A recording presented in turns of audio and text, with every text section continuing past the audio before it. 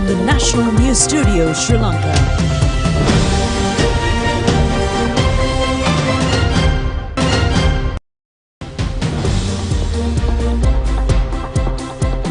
Good evening and welcome to the National News broadcast, bringing to you live from the National News Studios here at Rupavahini. We are ready to bring you the top stories at home and around the world. I'm Charita Pinipurarachi. And I'm Anjali Ananda. And these are the headlines for tonight.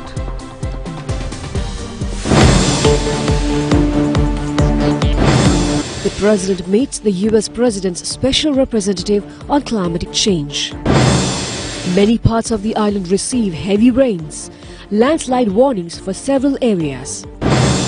Distribution of tokens for the shoes on free-of-charge basis for students begins. Parliamentarian Harsh De Silva says that unless the debt restructuring is carried forward, the economy may collapse again.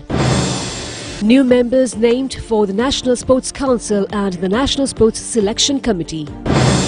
Prime Minister Narendra Modi's BJP won 3 states in the provincial election.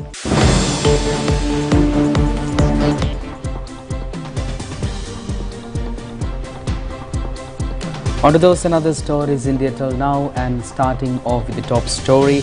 President Ranil Wickremesinghe engaged in a crucial conversation today with the US Special Presidential Envoy on Climate Change, John Kerry, emphasizing Sri Lanka's commitment to combating climate change through innovative initiatives. In the discussions, President Wickremesinghe outlined the government's ambitious proposals, prominently featuring the establishment of a climate change university. The President shed light on the comprehensive plan designed to address the climatic challenges and foster sustainable solutions. A major focal point of the conversation was the critical issue of raising the necessary funds to effectively tackle climate change.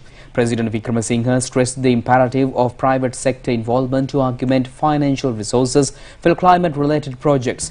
President Wickremesinghe extended an invitation to Mr. Kerry, urging him to visit Sri Lanka and witness firsthand the ongoing efforts and initiatives being undertaken by the country in its commitment to combat the climate change.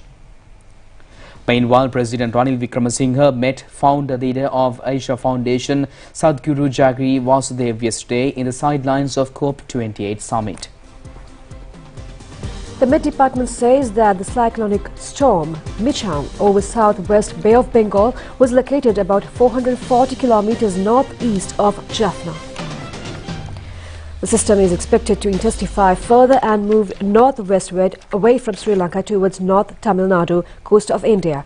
Thereafter, it would move northwards and cross South Andhra Pradesh coasts around December 5, 2023. Showers or thundershowers will occur at times in the western, Sabaragamuwa, central and southern provinces. Several spells of showers can be expected in northwestern and northern provinces. Showers or thundershowers will occur at several places elsewhere after 1 p.m. General public is kindly requested to take adequate precautions to minimize damages caused by temporary localized strong winds and lightning during thunder showers.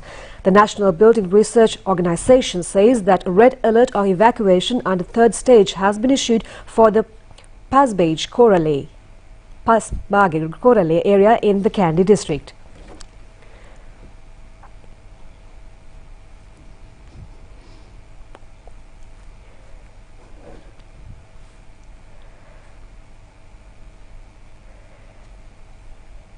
The Road Development Authority informs the motorists who use the expressway to keep a gap of about 50 meters between their vehicles. The Highway Traffic Police request the motorists to keep headlight on when driving.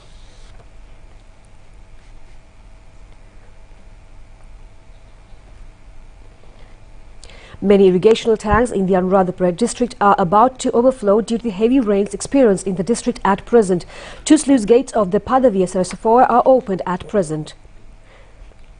Meanwhile, Mahavava tank in Sitinamalua is overflowing now. Many low-lying areas are underwater at present. Mahavilachi irrigational tank has begun to overflow after many years. And meanwhile, the National Dengue Control Unit says the number of dengue cases reported in the island has passed the mark of 77,000. According to the data, about thousands of cases have been reported during the month of November only. The number of daily cases reported is about 250 at present. National Dengue Control Unit says the majority of cases are from the Colombo and the Kandy districts. Therefore, special 5-day dengue prevention period has been declared with effect from the 18th of this month. Colombo, Gampaha, Maharagama, Nogegoda, Gotatuwa, Attanagalla, Biyagama, Wattala and Nigambo areas in the western province are highly vulnerable for the disease.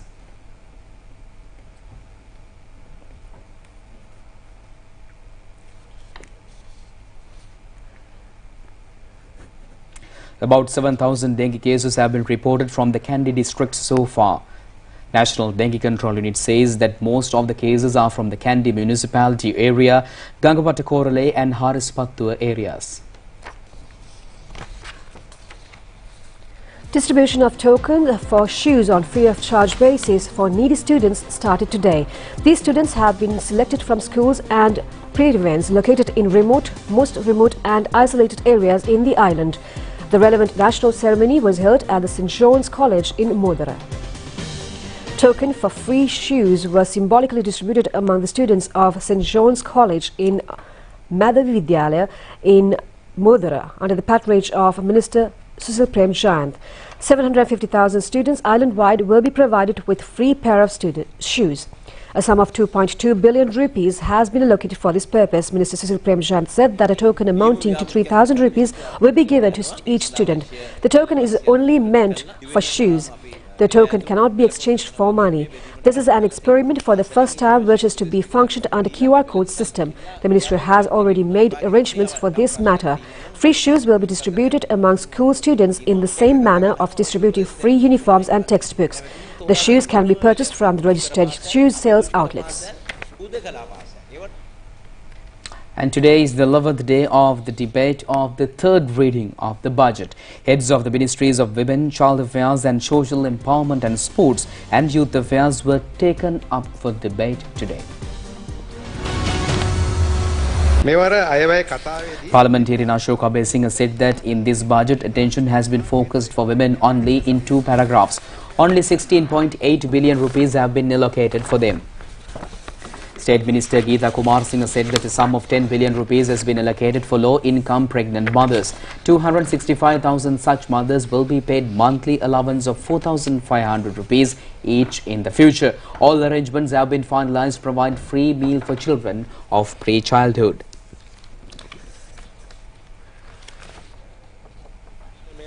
State Minister Shanta Bandara said that the President has to give first priority to strengthening the economy. Each government in the past had allocated a small amount of money for sports sector. Our commitment for sport facilities is not sufficient. Parliamentarian Hesh Avidanage said that many secrets of cricket game were revealed during the past period. However, many more are to be revealed. Minister Manusha Nanayakkara said that cricket has become a serious problem in the country at present.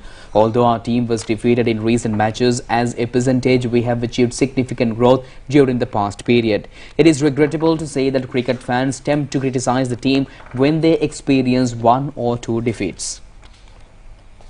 Parliamentarian Roshan Ranasinghe said that only keeping files of frauds and corruption is not enough. We could trace some thieves through the audit report. However, no legal action was taken against the majority of such cases. Opposition leader Sajith Premadasa said that there should be a right for us to talk about cricket. The present cricket administration is corrupt. Therefore, there should be a positive system change to this situation. Minister Harin Fernando said that my responsibility to get this ban on cricket lifted. I am not here to protect Shammi Silva and others. As the minister, my intention is to rebuild cricket in Sri Lanka. There are several interim committees for some sports in the country. If there is any problem in any game, the officers should try to reveal the mother organization. It is cricket, we should write to the ICC. If football, FIFA is responsible. Some sports officers write to their relevant international body that there are political interference in the sports sector in Sri Lanka and request for bans. At the first glance, it seems to be illegal. However, in the part of the sports officials, having consultations from their mother organizations is reasonable. New members have been named for the National Sports Council and the National Sports Selection Committee. The ministry sources say Minister Harin Fernando has recommended these names. The 15-member National Sports Council is headed by consultant Dr. Maya Gunasekara. IU Vikramasuriya has been appointed as the secretary. Other members are Sriyani Kulawansa, retired Major General Rajitha Ambemohotti, Professor Arjuna De Silva, Panduka Kirtananda, Anna Punchiheva, Malik Kader, SVD Nanyakara, Hafiz Marzo, Siddharth Vetamuni, retired Major General Jagat Jayasuriya, Anuradha Ileperuma, Professor Sharmal Fernando and Kamal Deshapriya. Chairman of the new National Selection Committee is General Shavindra Silva.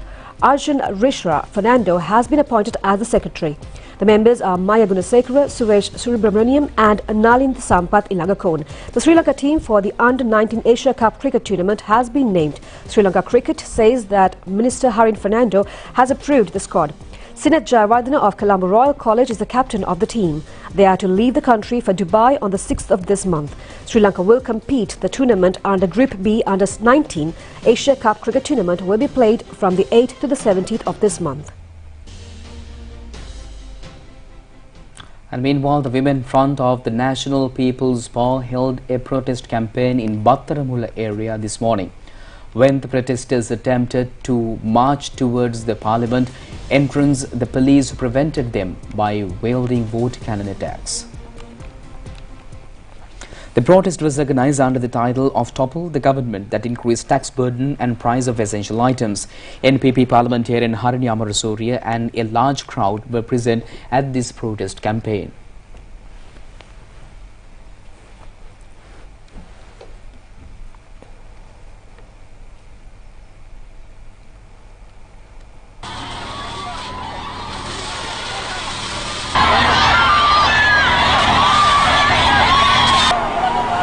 The protesters attempted to march towards the parliament entrance from the Polduva junction. Then the police dispersed them with water cannon attacks.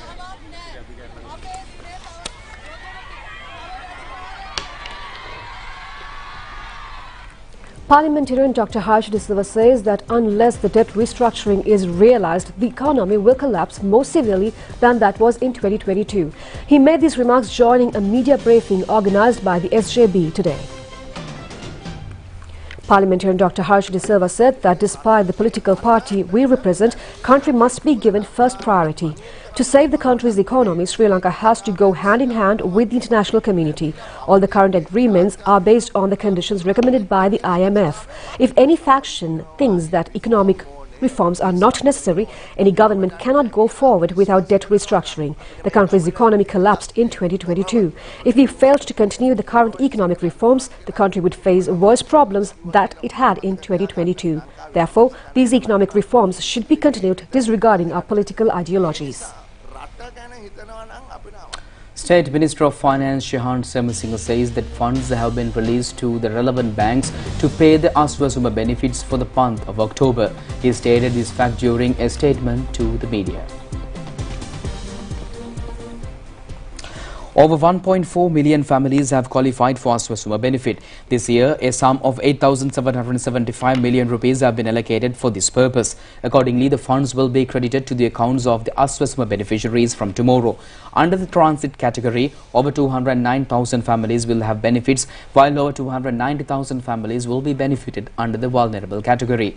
There are about 605,000 families under the poor category to get benefits. Over 302,000 families will have benefits this month under the very poor category. State Minister Semasinghe stated that after the completion of reviving the applications and objections of the appeals, suitable beneficiaries will be embarked on the beneficiary installment will be paid with effect from July this year.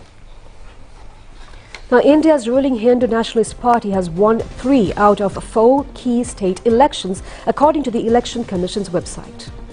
The crucial polls pitted India's position against the ruling Bharatiya Janata Party of Prime Minister Narendra Modi ahead of the vital national vote scheduled in less than 6 months. Ballot counting on weekend showed the BJP wrested control of the heartland states of Chhattisgarh and Rajasthan from the Indian National Congress, India's main opposition party. Of 90 assembly constituencies, the Chhattisgarh The BJP won 54 while the Congress won 35. In Rajasthan, the BJP got 115 of 199 seats. The right-wing party was also likely to be re-elected in Madhya Pradesh for a record fifth term by winning 163 of 230 seats. The Congress comfortably won Telangana state, which was ruled by the Bharata Rashtra Samiti party, formerly known as the Telangana Rashtra Samiti. Of 119 seats in the southern state, the Congress won 64, while the BRS got 39. The BJP won an impressive 8 seats in the state. Vote counting in the fifth state, Mizoram, is set for today, where BJP's regional ally, the Mizo National Front, is in power. Prime Minister Dinesh Gunawardena says that the country is leading towards considerable economic situation in which the stalled development projects can be restarted. The Prime Minister made these remarks participating in a ceremony held in Sri Siddhartha Primary School in Koskama after opening the new 2-story building in the school. Classrooms, laboratory, aesthetic studies unit and computer lab is set up in this building. It was constructed at a cost of about 41 million rupees under the funds given by the Western Provincial Council. Governor Marshal of the Air Force Roshan Gunatilaka, Parliamentarian Yadamani Gunawardena, former Minister Geethanjana Gunawardena and a large crowd were present at this occasion. Prime Minister Dinesh Gunawardena said that the infrastructure projects initiated in the past has been temporarily suspended due to the economic crisis. We have successfully restructured the economy that has those infrastructure projects on its completion. The government says that special draft bill for disabled citizens will soon be presented in Parliament. Meanwhile, a group of school children with special needs visited the Parliament today in line with the World Day for the Disabled Persons. Speaker Mahindaya Pabewardena welcomed and greeted them. Speaker mentioned that this is truly a remarkable moment in the history of Parliament, as it is the first time such an event has transpired, and extended his heartfelt wishes to all present and to every child with disabilities nationwide, wishing them boundless success in all their forthcoming endeavours. Opposition leader Sajith Premadasa said that Parliament members should get together to initiate constitutional reforms for the social empowerment of people with disabilities and to protect their rights. State Minister Anup Paskal said that with the supervision of the President and the Minister of Justice, Prison Affairs and Constitutional Reforms, President's Council Dr. Vijayadas Rajapaksa, we have already completed the Act for the people with disabilities. By the end of this month, we are hoping to introduce this Act to the Parliament. Minister of Justice, Prison Affairs and Constitutional Reforms, President's Council Dr. Vijayadas Rajapaksa said that the bill to protect the right of persons with disabilities is the final stage. Accordingly, the Minister of Justice mentioned that it is the responsibility of all members of Parliament to support the process in order to speed it up. Parliamentarian Dalasalaha Peruma said that with regard to this act, there are many organizations, NGOs and a united party for the people of disabilities. It would be more suitable to address the suggestions of these organizations in formulating the drafted act. Minister of Justice, Prison Affairs and Constitutional Reforms Dr. Vijayadas Rajapaksa unveiled plans to introduce a new legislative framework aimed at regulating microfinance institutions operating within the country. Minister Rajapaksa made these remarks today during a press briefing at the President's Media Centre under the theme Collective Path to a Stable Country.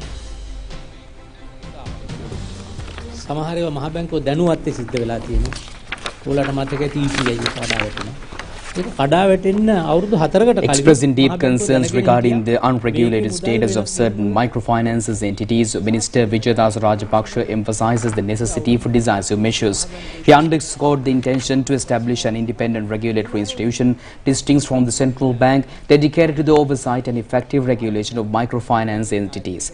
The minister further commented that the Minister of Justice presently overseeing the operational responsibilities of 21 institutions encompassing a diverse range of subjects including law enforcement, law reform, with the caseload of exceeding 1.1 million cases within the courts in the country. Concentrated efforts have been undertaken in recent times to mitigate delays in case reduction.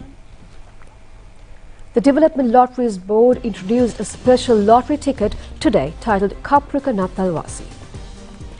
Chairman of the Development Lotteries Board, Ajit Naragala, issued a ticket to the market today. This lottery will provide opportunity for the customers to win super prize amounting to 470 million rupees. In addition, a number of 100,000 rupees and 50,000 rupees consolation prizes can be won by matching special numbers.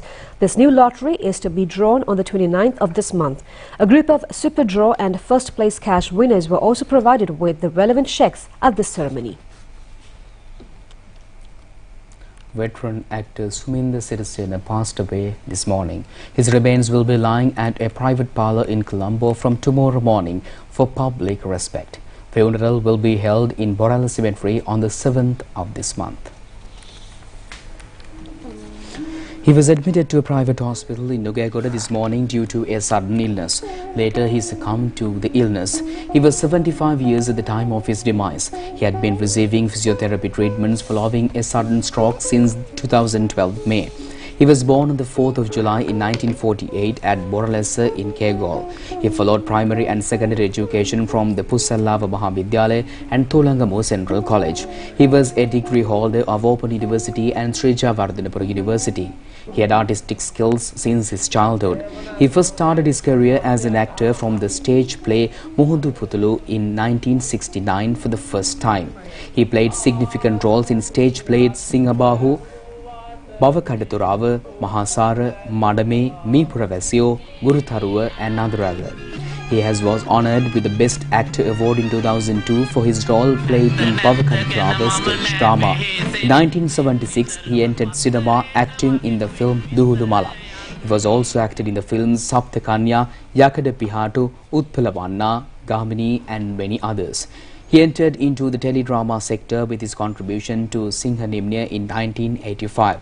Later, he acted in many teledramas such as Hirutapuaven, Charitatunak, Yasaiso and Nasalvasio. Suminder Sirisena has acted in over 20 teledramas aired by the national television. He has also rendered his service to the country as a teacher. He has won Kalakirti, Kalabhushana awards for his significant skills of artistic fold. Cremation ceremony of the chief incumbent of historic Situlpawa Raja Mahaviharaya, late Venerable Mattaramba Hemaratana Thera, will be held tomorrow at the Yatagala Raja Mahaviharaya premises under full state honours. The remains of the Thera are now lying at Yatagala Temple in Gaul. The Thera was 83 years at the time of his demise. The Thera was chief incumbent of 8 temples, including the Yatagala Raja Mahaviharaya. The Thera was honoured with the chief Sangha Nayaka title of the Malwatha chapter for the southern of Sri Lanka. Mahasangha, politicians and many people are arriving at the Yatagala temple to pay last respects to the late Thera.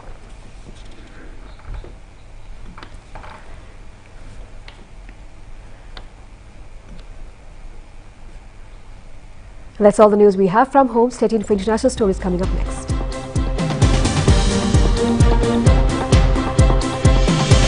Dengue රෝගයේදී උණ හිසරදය ඇඟපත වේදනාව ඇති වෙන්න පුළුවන්. උණ අඩු කිරීමට paracetamol ඖෂධය පමණක් භාවිතා කළ යුතුයි.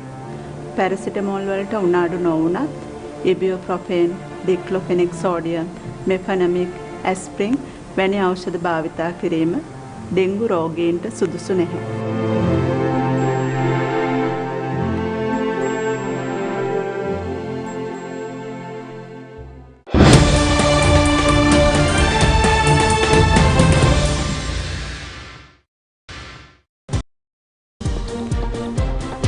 Welcome back with international stories and moving ahead with the Israel update. The Israeli military says it is expanding its ground operation into all areas of Gaza Strip following the resumption of fighting on Friday. Israeli military has issued a new order for people to evacuate about 20 areas of the Palestinian enclave. It is reported that Israeli military have been pushing further south amid warnings from humanitarian groups that Gaza citizens are running out of places to flee. Senior US officials earlier reiterated their view that Israel had a right to defend itself, but added that its soldiers must protect the civilians. Meanwhile, an advisor to Israel's Prime Minister has told foreign media that his country was making maximum effort to avoid civilian casualties in their military operations. Gaza's Hamas-run health ministry says more than 15,500 people have been killed in Israel's retaliatory campaign, including about 6,000 children. Hamas further say that 349 people have been killed in Israel's strikes since their last update yesterday.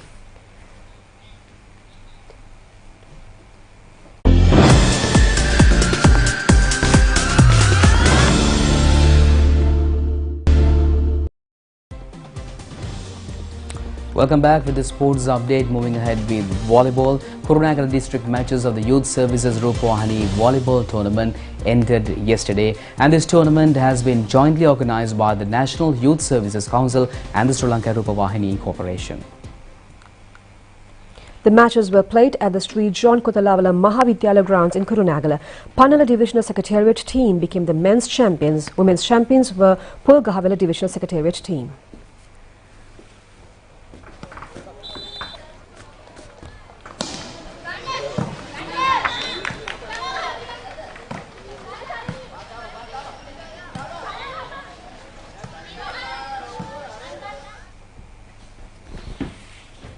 And with that, we conclude tonight's news. Do it just tomorrow at the very same time. I'm Charita signing